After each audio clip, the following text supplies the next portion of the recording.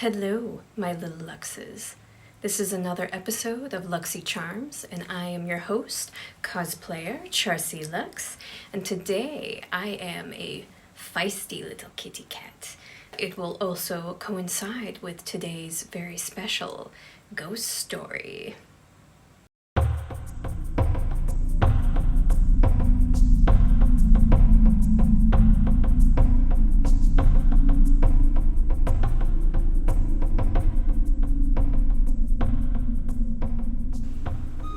Once again, this is going to be another fabulous episode of ghost stories my father used to tell me.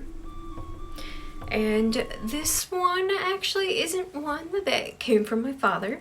This is one that came from one of my cousins, and I want to say this was like back in junior high when she told me it. And I also want to say that it was based off of a old book that she had, one of those books that it had multiple, every chapter was a different short horror story or ghost story as you would call it, and some of her favorites she would just like to share. So I am going to share one of her favorites. I'm hoping that I'm gonna get it as close to the original story. If anybody recognizes this story, like I said, this came from a book. And it was one of those where when we were telling ghost stories, she had even asked, she's like, can I share one that I read that I really enjoyed? And it's like, well, yeah, anybody can share any kind of ghost story that they want to share. And this little dark tale that my cousin wanted to share with us was called Waiting for Martin. This story begins with a young man who goes by the name of John, and he decides on a whim that he wants to see the world. He wants to see America first.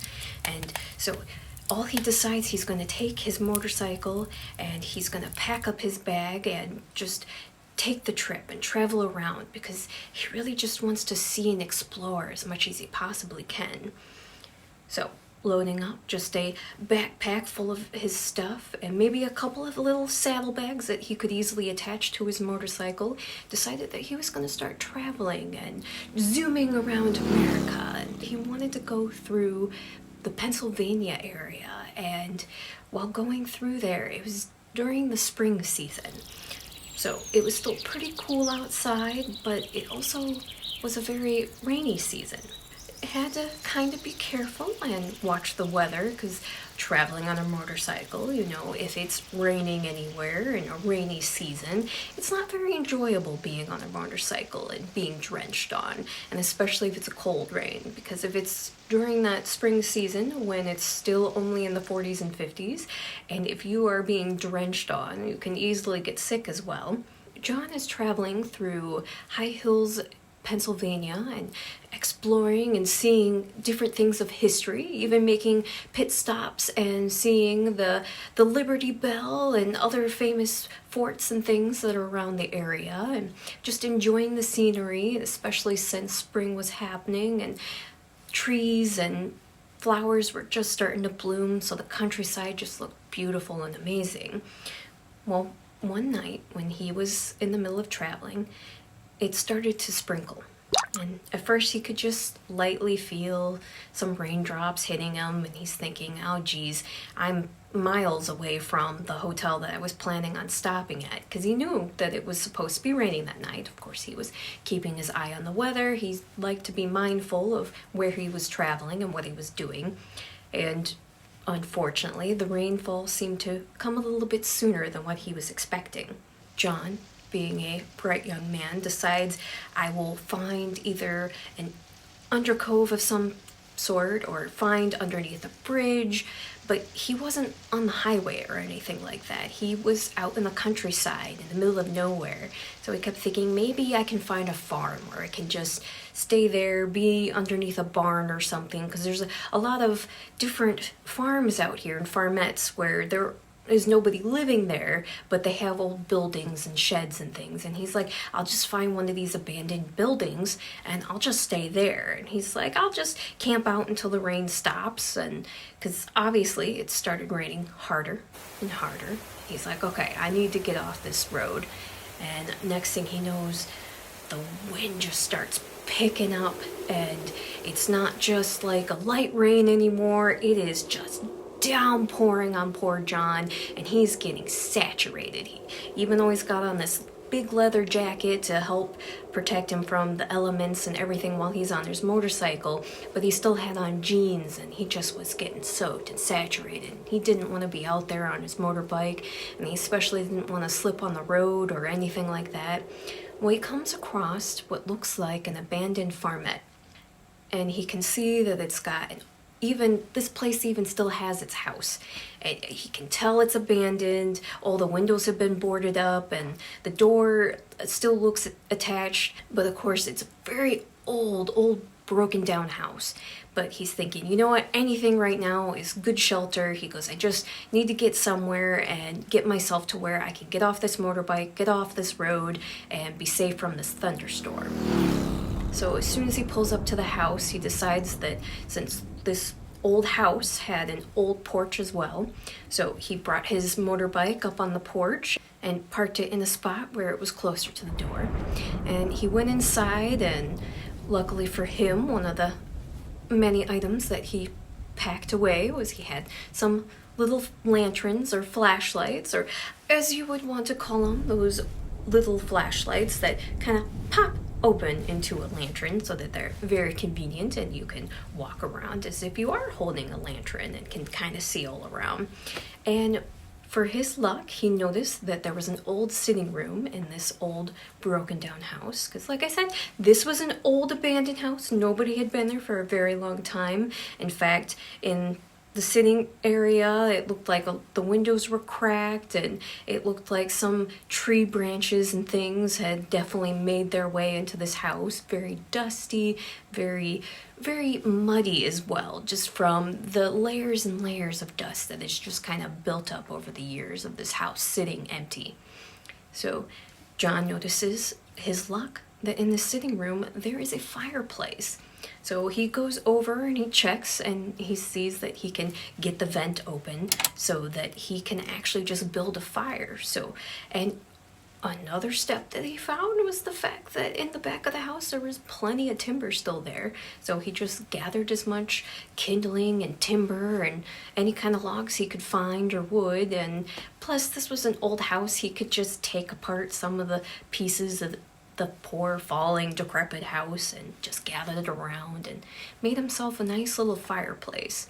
So within no time he got the fire going, the room was warming up, so he started taking off layers of his clothes and had them sprawled out so that they could start drying off. But while those were drying, he went and got some dry clothes from his bag and put that on. Well, then while he was sitting there by the fire, he's like, I can just kind of sit here, relax, maybe eat some food, and being mindful and watching out the window and seeing what the weather was doing, because as soon as it would give a break, he figured he could be back on his way on his bike and make his way to the hotel that he was planning on staying at.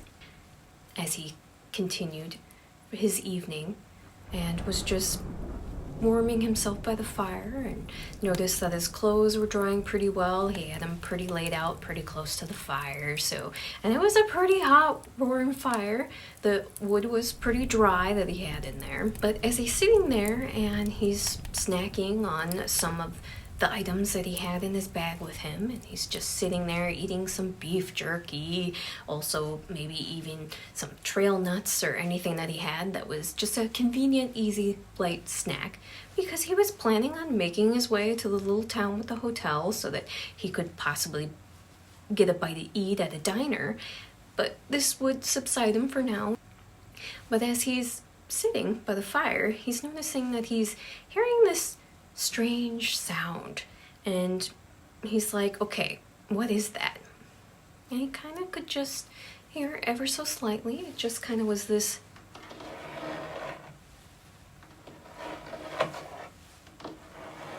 just scratching, and he could tell at this point that it was an animal. So he's hearing a small animal. He's like, probably a raccoon or a possum, just kind of like scratching at the walls. And he's thinking this house has a lot of holes in it, so they could be somewhere, and he knew they were somewhere in the building because he could hear them. They only sounded like they were in the other room. In fact, it sounded like they were above him when he was listening to the scratching. Well, then he could hear this slight little mewing sound where he could hear mew, mew. And the meowing got closer and closer to him when he realized that there was a cat in this house. Well, this cat seemed excited that it could hear somebody in the house, and it came all of a sudden just came bumbling down the stairs that were just across the way, and John was watching as this little black cat just comes down and enters into the sitting room area and is just kind of staring at John and just kind of has this weird little look, but this cat is just fascinated with him and it's just wide-eyed and just looking at him. John's thinking, okay, there's just a cat here with me. And so John even attempted to go and pet the cat, but as soon as he went to pet the cat, it jumped away and it kind of hissed and batted at him, and he's like, okay, it might still be a pretty feral cat. I mean, it was interested and intrigued in knowing that I was here, so he thought that was kind of funny that when he went to go pet it, it wanted nothing to do with him. So once again, the cat comes towards him again and is just kind of like staring at him with this dumbfounded, happy little look. And of course, John's thinking, he's like, oh, well, I could give you some of my beef jerky here, so gives him some of the meat, and the cat just kind of snubs it, like, I have no interest in this whatsoever. And he's thinking, okay, fine, whatever, and so he continues and eats his food. Well, the cat just continues to sit and stare at him this whole time. And a little bit of time goes by, and John all of a sudden can hear some more scratching sounds. And this time he can kind of tell that it's coming from the back way, where the back area was, where he had found a lot of the wood because it was back by the back door. And in comes in, as he's watching, and he sees another black cat come into the house and walks into the sitting room area with him and the other cat. But this cat is larger than the last one. In fact, he would have labeled this one probably being like a Maine Coon type of cat, because it was about the size of one of those, but it was a black cat just like the other one. But it felt weird because the cat came over and sat perfectly in the exact same position as the other cat. And they sat there together, just both with that wide-eyed, just staring at John like he was this fascinating thing.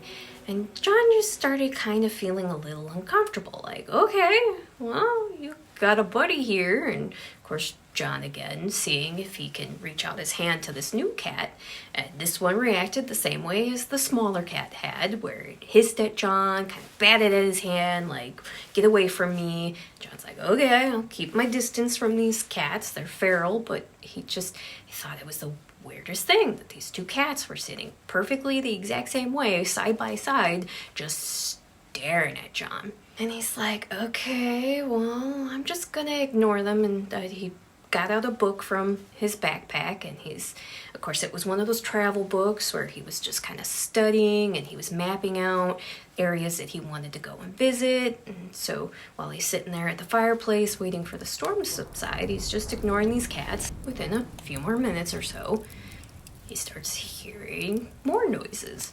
And this time it's coming from the back door area again. And he can kind of hear like the scritching sound, or like something's kind of trying to fight its way in the door. And he's like, what in the world is going on here? Well, goes to get up. Well, another cat comes to the sitting room area. And this one is larger still than the last cat that came in. This one probably would have been about the size of a bobcat or lynx. So slightly larger than the other one who just previously came in, but another black cat nonetheless, like the other ones. And this one did the exact same thing. Came in, sat perfectly right next to the other two cats, all in a line as they proceed to become larger cats, and all just stop, and still, all three of them with the exact same wide-eyed look are staring at John. Now he's very uncomfortable. He's like, what the hell is going on here? I don't understand what is going on. And he's feeling bizarre. He's feeling very awkward. And he's thinking in his head, he goes, did I fall asleep? Am I dreaming? This has got to be a dream. Like, this can't possibly be happening. Because all three of these cats are just staring at him. But this time he's noticing that the larger cat, while he's staring at him, is just drooling and salivating out of his mouth. And now all of a sudden John's like, I feel like I'm a piece of meat to these cats. Like, he's not comfortable anymore around these cats. So he decides, he's like, I'm just gonna shoo these cats out of the room. So he gets up, gets his leather jacket that he had hanging over by the fireplace, and was kind of like trying to shoo him out the room and just kind of trying to get him. Well, they'd scurried and they'd hiss at him and everything, but as soon as he'd go back to sit back down again after the cats would leave the room, they would saunter back in and would sit perfectly back in the same line again and just stare at him. He's like, okay, guess we're here.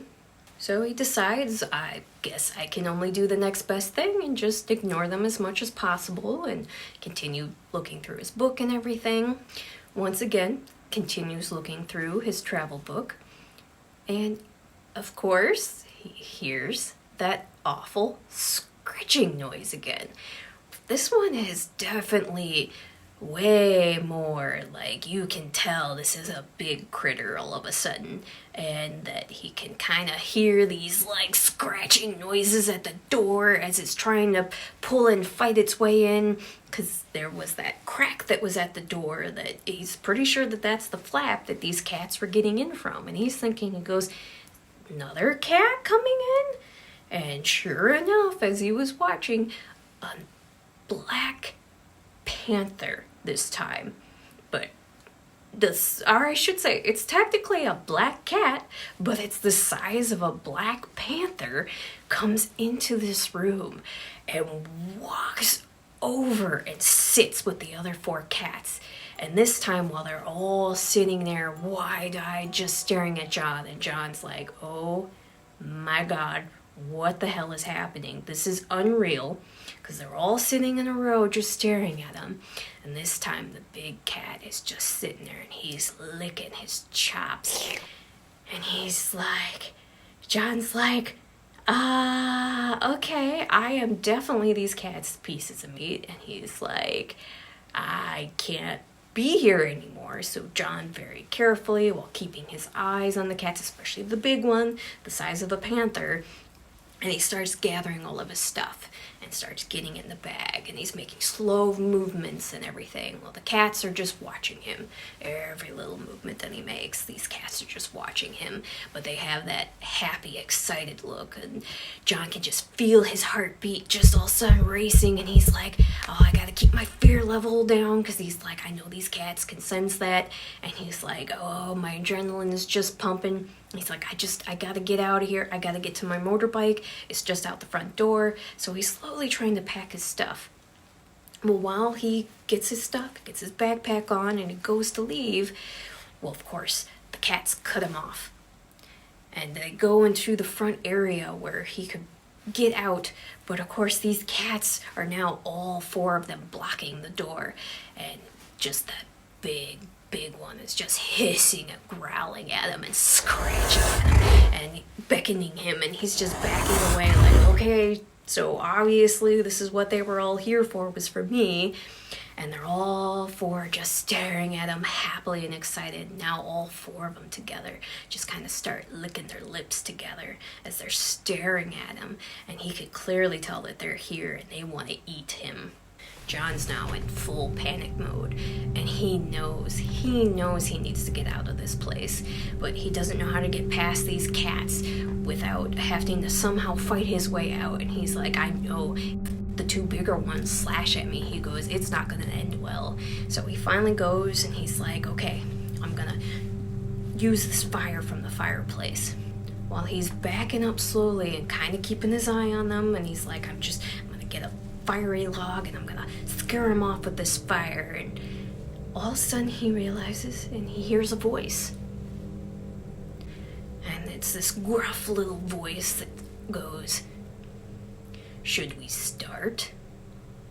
And John just turns, and this horrified look on his face as it dawns on him that these cats had just spoken.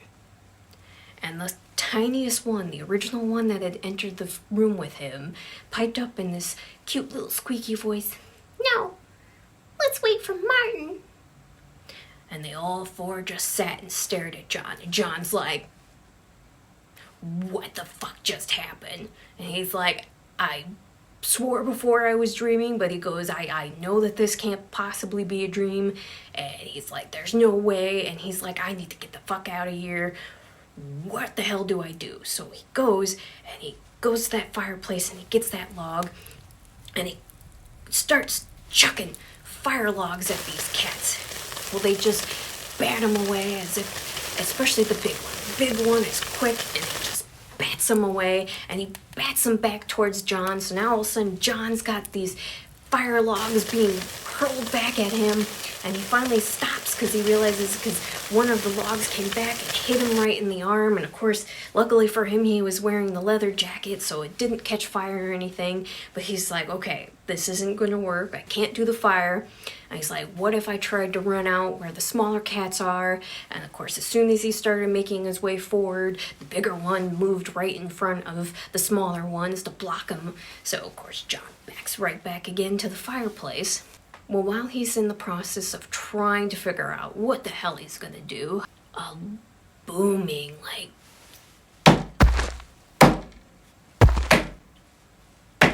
he just can hear this booming sound out in the backyard, and he's thinking to himself, "What the hell is that?"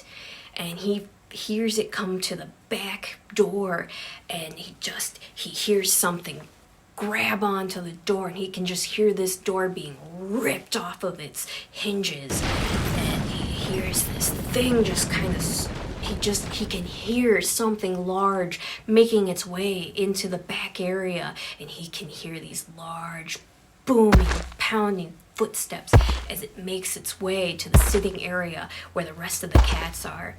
And this cat is huge. It takes up the entire doorway of this entryway.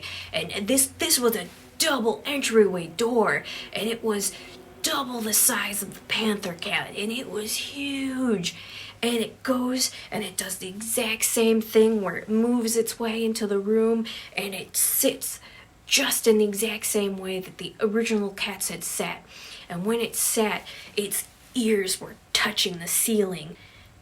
And it did the exact same thing as the other cats. It was just staring at John with those big wide eyes, where John was recognizing it as these cats were planning to eat him. They were literally staring at him as dinner. This cat opens its mouth in the deepest, most horrifying sounding voice possible. It goes, "Should we start?" And of course, John is now shaking in his boots and he's freaking out. And he's petrified and he doesn't know what to do. He's just dumbfounded and he's standing there and he can't move. He can't do anything. He can't think. These cats are talking and they're clearly planning on eating him. But that little tiny cat, the original one, in its tiny little cute voice goes, "No, let's wait for Martin." John's had enough. If this big, large cat that just lastly came in isn't Martin, he's out. He's done. He knows he can't go out that front door where he's got his backpack on him. And John finally decides, and he notices that the window on the side there, and he's just full-fledged runs and just lunges through this window. So glass is crashing everywhere and John is just flying out. And these cats, they're trying to follow him. And he can hear the booming of the largest cat especially making its way. And John gets to his motorbike, starts kicking it and he gets it going. Luckily for him, he's able to get his bike on real fast. And the cats are trying to follow him, and he's just seeing these eyes as they're following him into the darkness as these cats are jumping out. And he can hear them just growling and hissing at him. And John, as he gets the bike going, and he starts roaring it, and he gets it flying down the stairs. He doesn't care. He's gonna get this motorbike going, and he's getting out of here. And he just yells back at all these creepy-ass cats and goes, "Tell Martin I couldn't wait." John, of course, squealing his bike all the way through this yard until he gets to the road, and he just takes off, and he is gone into the night. And all that is left is those eerie cat eyes staring in the darkness towards him. So I don't know if any of you would recognize that story. I want to say that she had the book. It would have been either like late grade school age or junior high. So I want to say that would have been the late 90s. When that would have been around. So if anybody's from that era and you can remember these old books, they'd be chapter books, but each chapter would be a different horror story or ghost story. And she specifically said that this was one of the stories in the book. And I just thought it was one of those that was just hilarious and fun. And of course, when you're younger, it was very spooky, especially when living out in the country and thinking, what if a giant cat came along? Because, you know, we did live in an area where they had seen cougars and pumas a few times. And bobcats usually would show up quite a few times. So all of us, when we were sitting around the campfire and she was telling us that story, we're kind of like looking over our shoulder at the cornfields thinking, God, I hope nothing wicked comes out of that cornfield after us.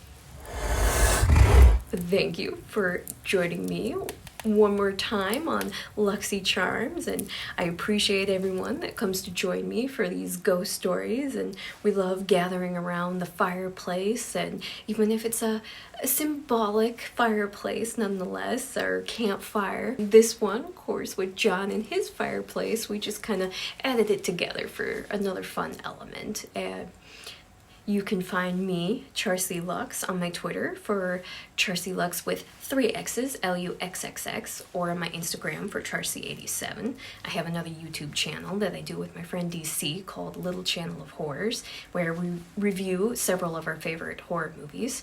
Thank you for joining me on another ghost stories my father used to tell me, or in this one's case, ghost stories my cousin used to tell me. And I hope you enjoy the rest of your day, the rest of your afternoon, the rest of your evening, the rest of your night, whatever point in time it is that you are watching it. I hope you have a fantastic day. Until next time, bye.